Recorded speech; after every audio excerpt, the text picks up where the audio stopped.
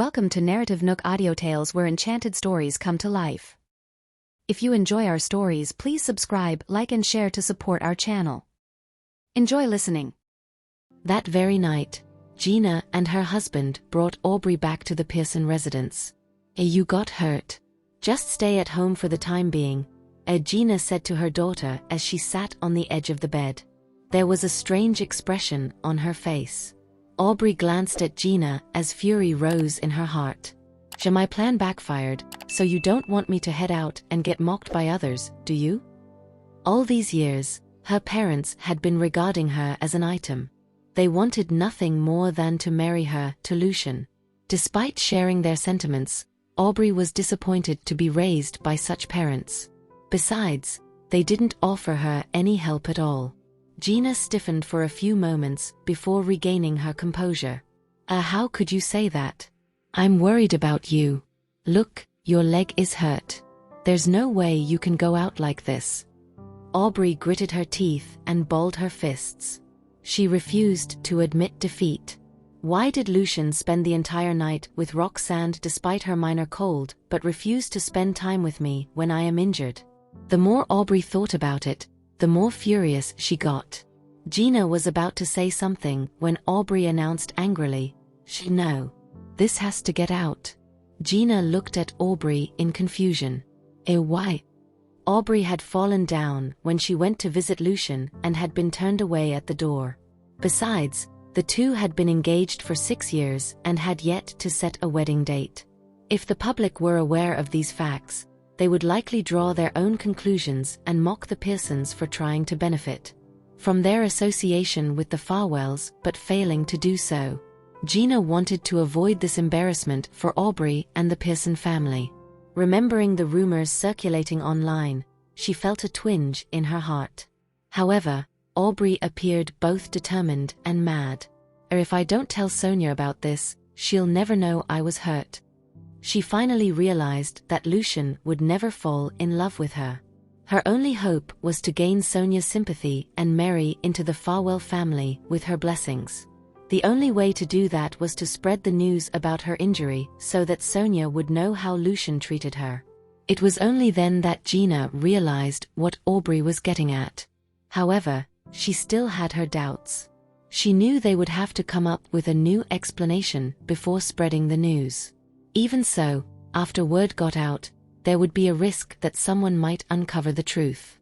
She was worried that their secret might be discovered. Lucian isn't speaking with that batch right now. If I miss the opportunity... Aubrey's expression turned icy. Okay. I promise Mrs. Farwell will be informed about your injury by tomorrow morning, Gina said. Aubrey gave a satisfied nod in response. Gina showered her care and concern on Aubrey briefly before leaving her room. Aubrey was the only one left in the room. The moment the door closed, a deranged expression took over Aubrey's face. Her injured ankle was in a cast, but it still caused her pain. The pain was a reminder of how Lucian had treated her in the past few days. She had loved him for years, yet that was what she got in the end. She refused to accept her fate. She had wasted her youth on him and didn't want to let it go to waste. Even though Lucian would never love her, she still wanted to be his wife and the lady of the Farwell family. The next morning, words about Aubrey's injury became public knowledge. Sonia contacted Aubrey to show her concern. Aubrey, I heard you were injured. Is that true? Aubrey sat on the edge of her bed and stared at her wounded ankle. Her expression was cold, but she replied nicely.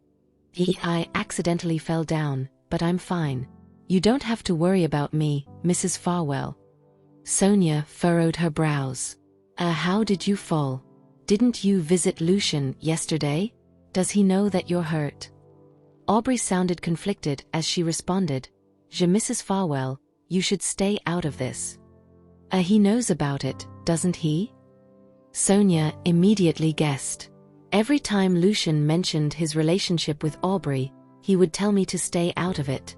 Even Aubrey is saying the same thing now. At that thought, Sonia grew breathless with anger. Tell me how you got hurt. A smug look flashed across Aubrey's eyes as Sonia was close to the truth. She pretended to be hesitant for a few seconds, as if struggling with what to say. Yesterday, I fell down the stairs as I was leaving Lucian's place and injured my ankle bone. Then, as if she was concerned that Sonia might hold Lucian responsible for her injury, she quickly added, Fortunately, Lucian had Dr. Elswick treat my injury in time. Gina happened to enter her room at that exact moment, so Aubrey quickly signaled to her. Gina got her hint and immediately chimed in. Samuel and I freaked out when we received Lucian's call last night. Sonia sensed something amiss and her frown deepened. Lucian called you? Where is Aubrey now? She had assumed that Lucian would let Aubrey stay at the manor and look after her since she got injured at his place. After all, it was the right thing to do. However, she started doubting herself after hearing Gina's words. Before Gina could respond, Aubrey interjected, Mrs. Farwell, I'm at home now. I think it would be better for me to recuperate here under my parents' care. She was indicating that she chose not to recuperate at the Farwell residence. Gina quickly threw her a look. However, Aubrey wasn't about to change her mind. She seemed confident as she waited for Sonia's answer. As she anticipated, Sonia's angry voice rang out. You don't have to take his side. Lucian must have treated you poorly. I can't believe he made you leave when you were injured. Don't worry. I'll give him a piece of my mind on your behalf. Gina belatedly realized that it was merely a strategic but efficient retreat on Aubrey's part. Aubrey flashed a pleased smirk and deliberately replied, Mrs. Farwell, you've gotten it wrong. It was my decision to stop trying to defend him. I know you're a good person. Don't worry. As long as I am here, I will never let you suffer. With that, Sonia hung up right away. After the call ended, Aubrey let out a snicker and tossed her phone aside, then turned to stare at her ankle, which was in a cast. She thought it was worth getting injured because Sonia was going to defend her. Gina, who was standing at the side, relaxed immediately as their plan had succeeded. Suddenly recalling why she had come upstairs, she said, Aubrey, Frida is here to visit you. Aubrey gathered her thoughts and nodded. Tell her to come upstairs. Okay. Gina went downstairs to tell Frida to head to Aubrey's room. Frida had learned about Aubrey's injury early this morning. She quickly made her way to the Pearson residence, as there was still something weighing on her mind. Upon receiving Gina's approval, she hastily ran upstairs. Slow down. Why are you in a hurry? My injury isn't that serious. Aubrey feigned concern, as she could hear Frida running along the corridor outside her room. The footsteps in the hallway suddenly came to a halt. Frida stood outside the bedroom door. She looked down at her phone, then at the door, and hesitated for what felt like an eternity. When Aubrey came to the door hopping on one foot, she finally snapped out of her reverie. Why are you standing outside? Aubrey sounded displeased. Had the earlier phone call with Sonia not been successful, Aubrey would not have taken the time to open the door. Frida forced a smile, padded into the bedroom behind Aubrey, and closed the door carefully. After confirming the door was shut, Frida hurried into the bedroom and sat down beside Aubrey's bed. Aubrey arched a brow and glanced at Frida. So? Why are you here? She asked as she scrolled through her phone. Frida parted her lips to speak but changed her mind and kept her thoughts unspoken. She hesitated for some time and eventually looked down at Aubrey's wounded ankle. Aubrey, is your injury serious? A trace of impatience appeared in Aubrey's eyes but quickly faded away. She replied, Getting injured doesn't matter as long as I get what I want. Frida naturally knew there was a reason behind her injury. However, she did not expect to hear Aubrey say those words. Recalling how Aubrey had injured her arm the last time, Frida couldn't help but sigh inwardly. Aubrey is going all out just to get Lucian's attention, huh? With that thought in mind, she blurted out, Aubrey, you're so harsh on yourself. Aubrey's expression turned dark, for she thought Frida was mocking her. You don't understand. You have to take risks if you want to reap the rewards. Her sacrifice would be worth it as long as she achieved her goal. Frida belatedly realized she had said the wrong thing. That's not what I meant. I'm just worried about you." Aubrey put on a friendly smile despite feeling irritated inside. We're good friends, so I understand what you're saying. What I mean to say is that in order to achieve success, sacrifices must be made." Frida recalled what she had seen yesterday and bobbed her head in agreement. Aubrey gave a satisfied nod, as Frida was no longer gazing at her wound. Frida stayed in her seat next to the bed but didn't say a word for a long time. Something seemed to be weighing on her mind. Noticing that, Aubrey frowned in confusion. Why? Is there something else that brings you here?" That snapped Frida out of her daze. She quickly glanced at her phone that she had put aside. Seeing that, Aubrey, too, glanced in the direction of the phone. A while later, Frida started hesitantly. "I received something yesterday and was instructed to give it to you." Inexplicably, Aubrey's heart sank when she heard that. "What is it?" Aubrey asked with a scowl. Frida retrieved her phone and showed her a few photos. There was a tent in the first photo. Not far away from the tent was a white skirt. Nothing else was shown, but Aubrey's face was already grim. "I know the tent. It was the one Roxanne and the little brats set up that day. The white skirt is most probably the one I wore that day." The photo didn't show anything else, so the person who took the photo was obviously targeting her. In the following photo, Aubrey could be seen wearing that white skirt. She was holding a white medicine bottle with an unknown substance inside. The photos showed what Aubrey had done that day. Finally, the series of photos ended when Aubrey finished positioning the bacterium and made her exit. Aubrey's face was as dark as thunder by the time she scrolled to the last picture. "Where did you get these?" she demanded. Frida quickly explained. I don't know. Someone sent them to me yesterday with a text." She hurriedly scrolled to the text to show it to Aubrey. The text read, "I know you're good friends with Aubrey Pearson. Show these photos to Ms. Pearson and tell her I'll delete these photos if she pays me 10 million. Otherwise, Mr. Farwell will receive them soon." For the past few days, Corey dared not contact Aubrey, as Lucian's men had been keeping an eye on him. However, he refused to give up on the chance to get some money. After racking his brains, Corey decided to find an opportunity to send a text to Frida, who was good friends with Aubrey. That was the only way to make sure Aubrey would see the evidence instead of Lucian. "Aubrey, you should know who sent the text, right?" Frida asked carefully. Aubrey gritted her teeth. "Corey Zathron. I've put in a lot of hard work to hire the most renowned private investigator out there, only to find out he's exploiting his clients through extortion. I should have been more vigilant and not let my guard down." Seeing that she was heaving with rage, Frida guessed that she knew the person who sent the text. Have you upset someone who then followed you? If not, how did they manage to take these pictures?" Aubrey suppressed her anger and replied icily, "This is the private investigator I sent to follow Roxanne. Frida has seen these photos, so we're now in the same boat. I don't mind telling her my plan." Frida stiffened but quickly realized that Aubrey had fallen for someone else's trap. "I can't believe someone managed to trap her. But, what was the stuff you put into the cup?" Frida asked curiously.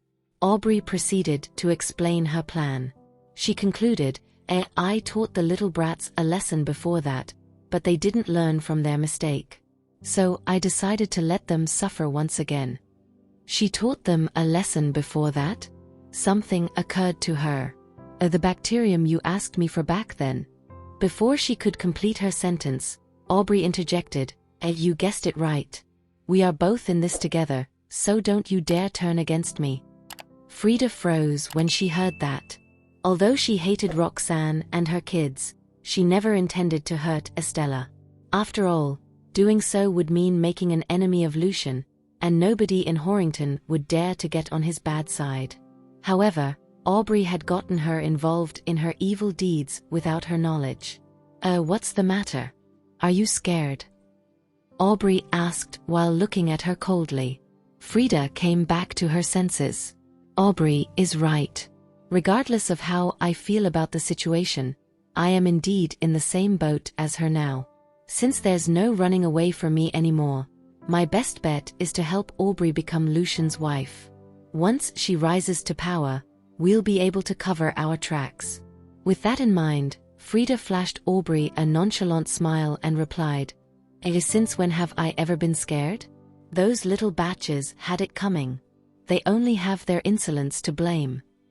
Aubrey simply stared at Frida in silence. The tension was so high that it took Frida every ounce of willpower she had just to maintain her smile. After what seemed like forever, Aubrey nodded and said, "Yeah, that's more like it." Frida then mentioned the text message from Corey. "Yeah, what should we do about the 10 million? Do we really give it to him?" Aubrey's expression gradually grew cold as she gave it some thought. While waiting for her response, Frida continued, "He had the audacity to threaten you, so we can't just let this slide.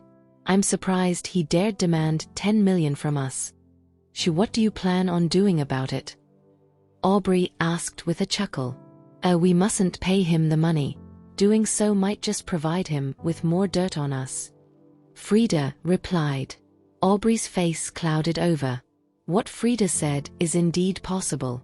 Corey has set me up once, so he might try to do it again. However, I can't afford to take that risk. We'll pay him the money," Aubrey muttered through clenched teeth.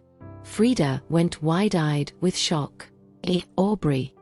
If we don't, these pictures will reach Lucian tomorrow," Aubrey said with a gloomy look in her eyes. Frida shuddered when she realized what could happen. All right then. But what if he betrays us? Private investigators only work for the money, so they are very easily swayed. Aubrey's expression was icy cold as she replied, "After we pay him the money, we'll have someone track him down and destroy the evidence." As Frida didn't have a better idea, she could only follow Aubrey's instructions and do as she was told. Understood.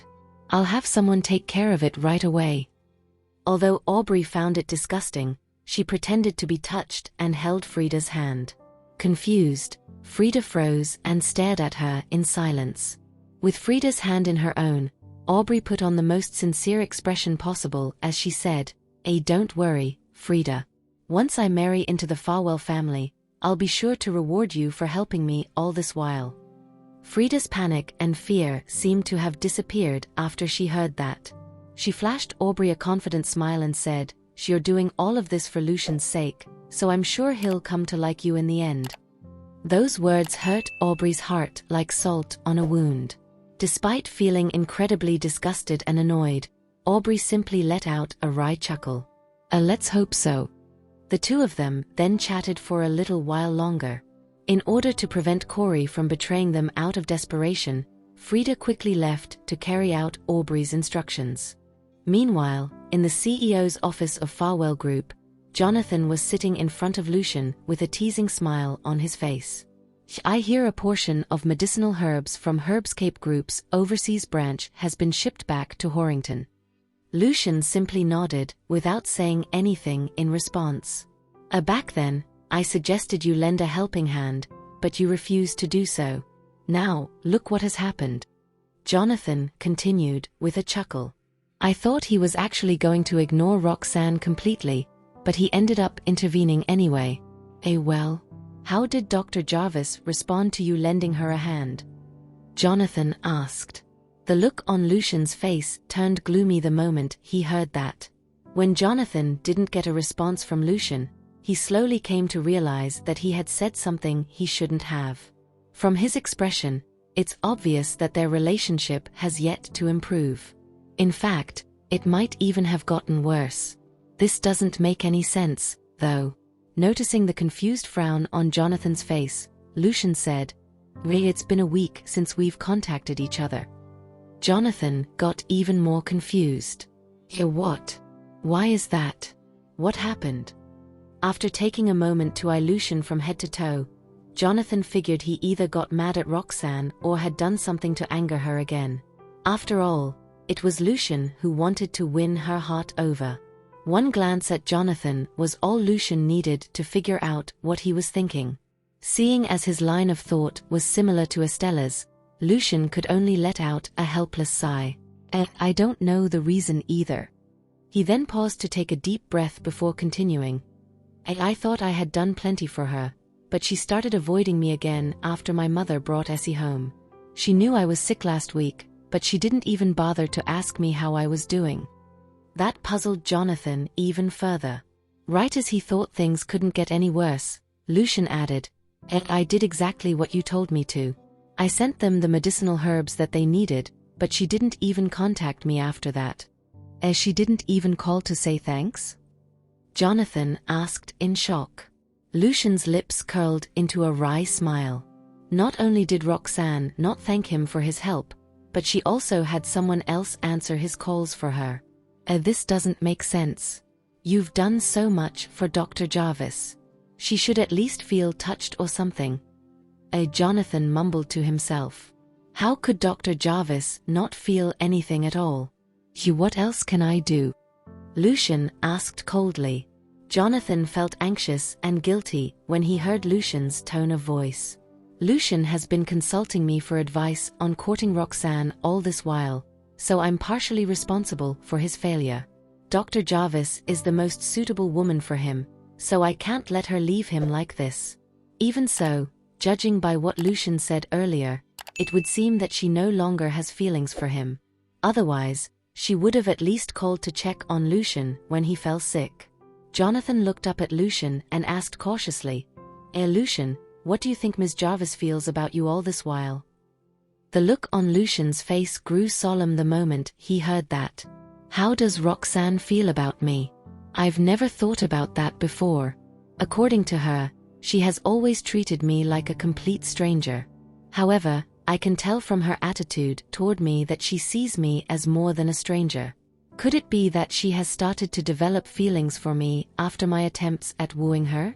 Lucian let out a wry chuckle at the irony of that thought. I had assumed Roxanne would feel touched by my efforts, but her response suggested otherwise. In fact, she has been acting as though my actions are causing her a lot of trouble. She probably wished I would just leave her alone, huh? Jonathan's heart sank as well when he saw Lucian's expression grow increasingly cold. After a few minutes of awkward silence, he said, It's possible that Dr. Jarvis has completely given up on you. Even after racking his brain, Jonathan could not see any issues with his methods. He figured the problem must have been with Roxanne's feelings instead.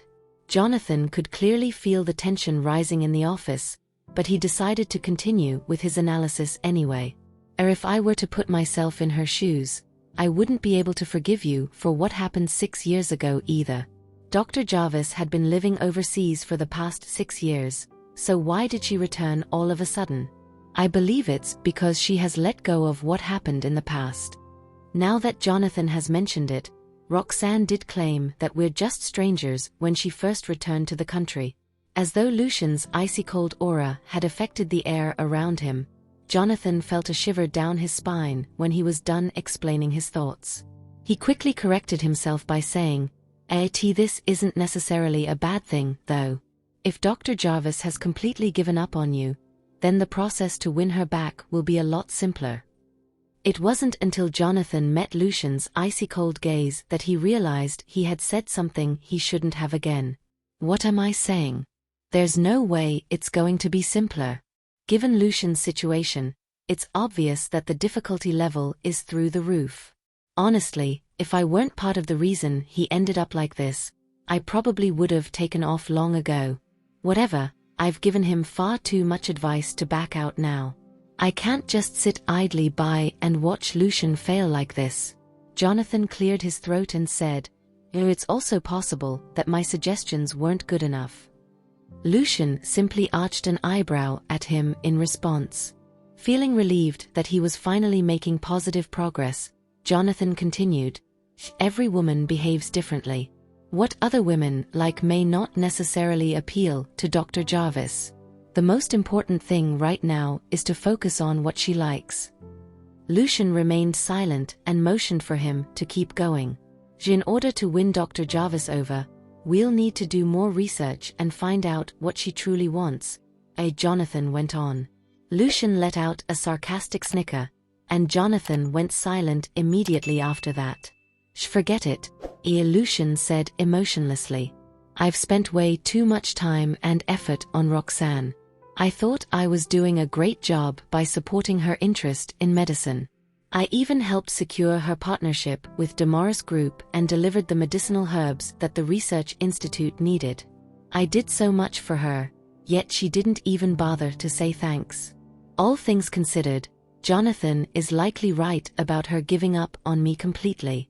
Jonathan had wanted to try persuading him further, but Lucian cut him off. I have a meeting to attend. We'll talk about this some other time. Jonathan had no choice but to get up and leave the office. After stepping out of Farwell Group, Jonathan thought about the advice he had given Lucian earlier and regretted every single word he said. If I had known things were that bad between them, I would have changed the way I worded my sentences. Now, look what I've done. Not only did Roxanne show no interest in Lucian whatsoever, but he has also given up on winning her over. Honestly, I feel really bad for Essie. She really likes Roxanne and wants her to become her mother someday. The best part about this is the fact that Roxanne is her biological mother. However, she's in for a huge disappointment, as Lucian has already given up on winning her over. There's only so much a child like Essie can handle. Of course, Lucian had thought about the exact same thing. He showed up outside the kindergarten later that afternoon. Pippa quickly brought Estella to the front gate after receiving his call. Mr. Farwell, why? She was going to ask Lucian why he wanted to bring Estella home all of a sudden, but held her tongue when she saw his gloomy expression. I mean, I've already approved Essie's leave. Lucian nodded and motioned for Estella to come with him. Estella was somewhat reluctant to leave. Do we have to go home right now, Daddy? Could I at least wait till school is over? She wanted to at least say goodbye to Archie and Benny before going home. Lucian nodded expressionlessly. Come here. Estella had no choice but to do as told and stepped out of the school. Ms. Ward, could you please tell Archie and Benny that I'm going home now? Okay. Pippa replied with a smile. The look in Lucian's eyes grew cold when he saw how close Estella was to Archie and Benny. After walking hand in hand with Lucian for a bit, Estella glanced at him in confusion and asked, why are we going home so suddenly, Daddy? Did something happen? Lucian paused in his tracks and met her eyes. I'm planning on transferring you to another kindergarten. Estella froze in shock. What? I'm transferring to another kindergarten? Does that mean I won't get to play with Archie and Benny anymore? No. I don't want to transfer to another kindergarten. Estella protested. She didn't even want to go to kindergarten at first, but having Archie and Benny around made it a fun place for her. She would rather quit than transfer to another one. Then you can attend kindergarten at home instead. I'll hire the best teachers for you. Lucian replied and began leading her toward the head of kindergarten's office. No. I don't want to. Estella grabbed the hem of Lucian's shirt and refused to transfer no matter what. If I transfer to another kindergarten, I won't be able to see Ms. Jarvis, Archie, and Benny again. Why do I have to transfer to another kindergarten, Daddy? You're the one who fought with Ms. Jarvis, not me. I don't even see Ms. Jarvis at school. She sobbed, adding fuel to the fire. Lucian's face darkened.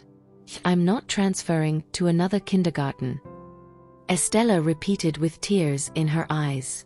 Eventually, Lucian gave in and gave her a reassuring pat on the head. We'll talk about this at home, he said as he carried Estella into his car. Estella kept crying throughout the entire drive back to the Farwell residence. I don't want to transfer to another kindergarten, Daddy. She choked out while tugging at the hem of Lucian's shirt. Catalina was shocked when she saw them coming in. What happened, Mr. Farwell? Lucian simply maintained his icy-cold expression and said nothing. Hoping that Catalina would help her out, Estella turned toward her and said, I don't want to transfer to another kindergarten, Miss Catalina. Transfer to another kindergarten? Catalina was confused. If I recall correctly, the kindergarten that Ms. Estella attends is invested by the Farwell family. Why would she need a transfer? Besides, given Ms. Estella's condition, a transfer isn't exactly suitable for her. Feeling worried about Estella, Catalina glanced at Lucian cautiously and asked, What happened, Mr. Farwell? Why are you transferring Ms. Estella to another kindergarten all of a sudden? It wasn't easy for her to get used to the environment at the kindergarten, so a sudden transfer might not be a good idea. Lucian frowned as he glanced at Estella, who was still crying uncontrollably in his arms. Her eyes and nose were red, and tears continued to flow down her cheeks. Lucian was starting to feel sorry for Estella when he saw how sad she was, but he quickly recalled how dependent she was on Roxanne. If Roxanne has truly given up on me, then she will never become Estella's mother. Instead of having Estella wait in anticipation and get disappointed, I'd rather have her cut ties with Roxanne sooner. Having decided, Lucian made up an excuse and said, A Farwell Group has recently invested in a much better kindergarten. The students are all from prestigious families in Horrington, so it would do Essie good to make friends with them. Catalina frowned slightly, but she didn't say anything further. Estella broke down, crying again. No. I don't want to meet them. I just want to play with Archie and Benny. Then you'll have to attend kindergarten at home, Lucian said, then handed her to Catalina. Bring her upstairs. Feeling sorry for Estella, Catalina said, Ms. Estella doesn't seem to like it very much, Mr. Farwell. Maybe you should reconsider this arrangement. Lucian remained unmoved. Realizing that he was adamant about his decision, Catalina had no choice but to carry Estella to the bedroom upstairs. Estella's cries grew softer as she knew she would not get her way with Lucian. Catalina's heart ached when she heard Estella sobbing. Miss Estella will always go quiet whenever her autism gets triggered. Even her cries become silent. Lucian felt his temples aching as he watched Catalina bring Estella upstairs. Essie's condition has yet to stabilize, and Roxanne and her kids have a huge influence on her. I can already predict how Essie will respond if I forcefully cut them out of her life, but I have no choice in this matter. I have to do this. Lucian slumped against the couch and called up the head of the kindergarten. The latter freaked out when he heard Lucian's decision. What? You want to transfer Essie to another school? Is there something we're not doing right, Mr. Farwell?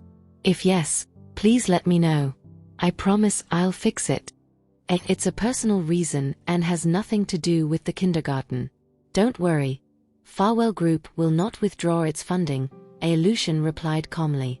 Feeling relieved, the head of kindergarten then agreed to his request and took care of the transfer procedures.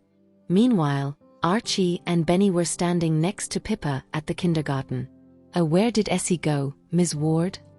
Pippa had no idea where Estella went, but she tried to reassure the boys.